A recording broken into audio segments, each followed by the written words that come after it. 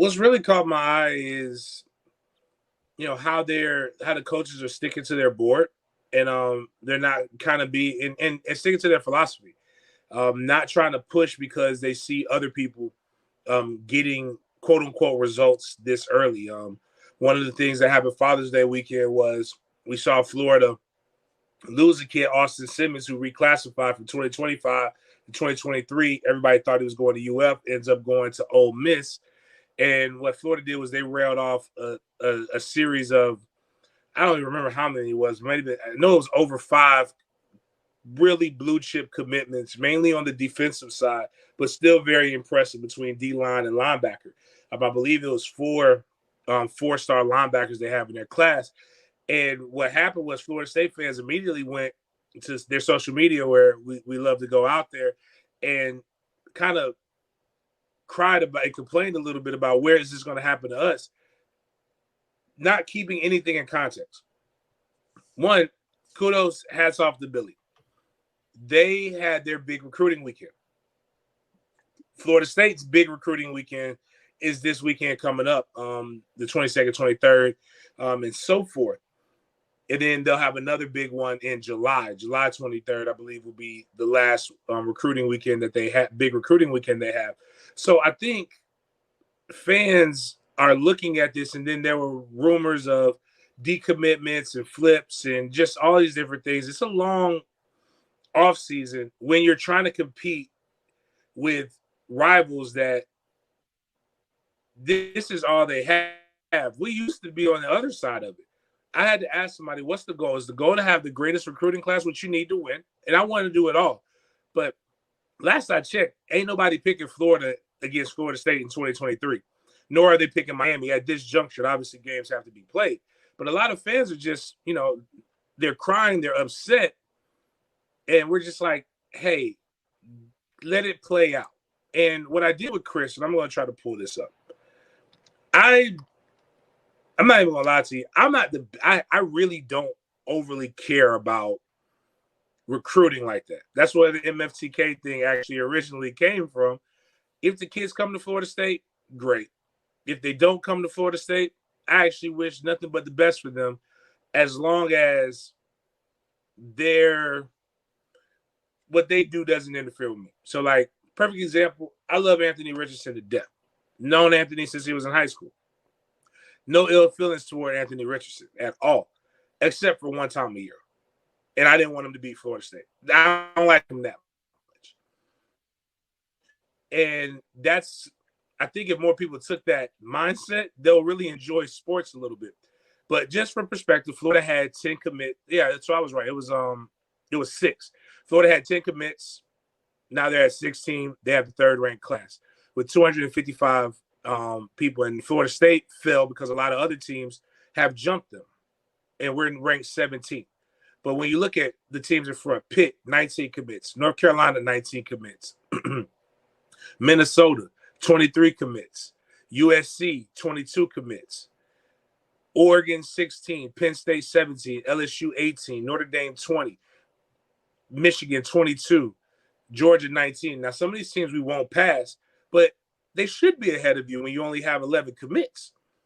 That's just the nature of the beast. And when you look at what their average are, actually Stanford's got an 87.66 average ranking per guy. Florida State's got a 90.58. They're on par with everybody else. Like, when you step back and you get away from the theatrics, you're really on par with whether you need to be at. Now, will Florida State get 7 commits this weekend? I don't think so. But I think you're going to see and you're going to hear that they're in it, and that they're on track with getting a bunch of top recruits. But I bring up 247 for another reason. Let me try to find this thing. They have this thing. I don't know if you've ever done it before, Mark, but it's they call it the class calculator. Yep. So you could go in and you could just type in guys and kind of see where you're going to get in. So people that Florida State's trending for, and stuff that I probably know more about than others, like with some of these guys. You have a Josiah Trader from out of Chaminade, Madonna. one of the top wide receivers, one of the top athletes in the nation. You've got Fox, Kalen Fox, who's a tight end who will be there this weekend. Tight end from out of Grayson High School, basically Atlanta, Georgia area. Make sure I'm trying to get it right.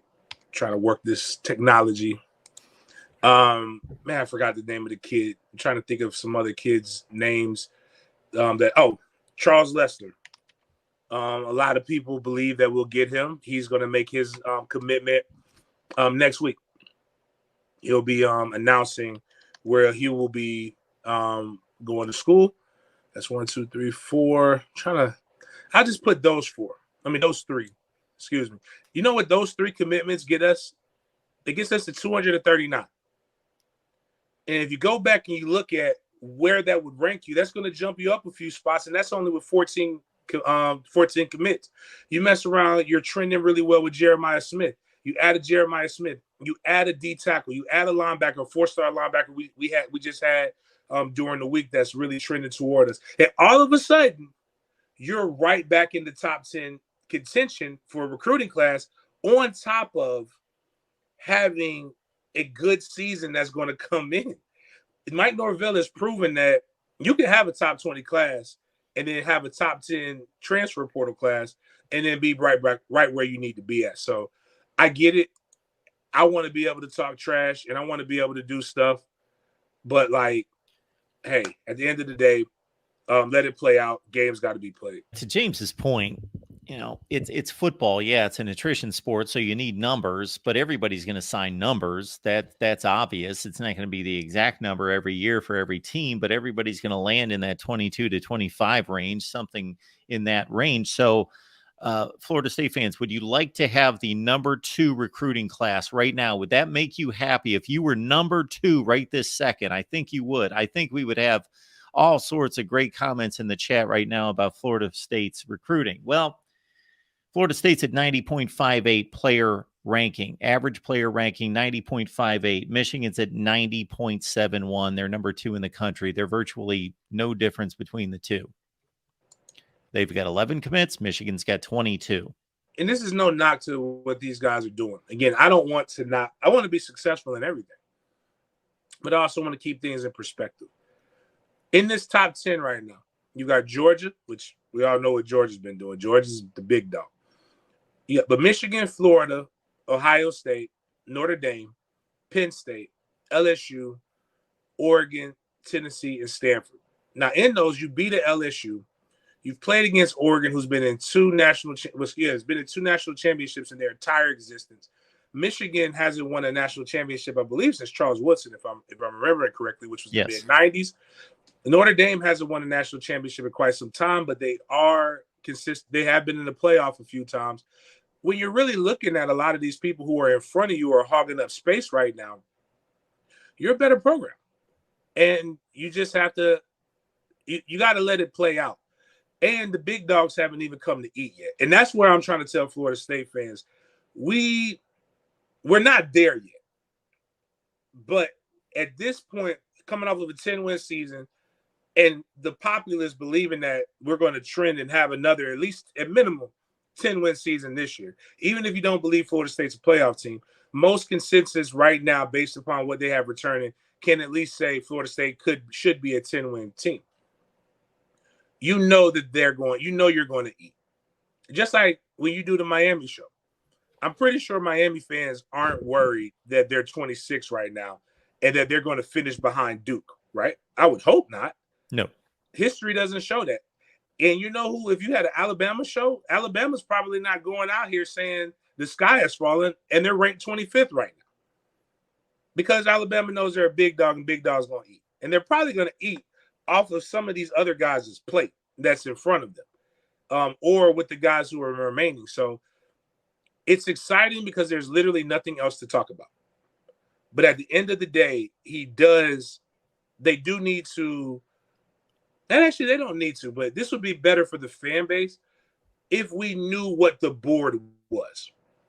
And we truly had a really accurate look at who we're recruiting at DN, who we're recruiting at D tackle, who we're recruiting at linebacker, because it seems as if everybody else, our rivals around us, are beating us on the prep level when it comes to that. But I think they're going to be fine when it all shakes out, and a lot of us will be able to talk trash here in a couple of days. Just give yourself some time.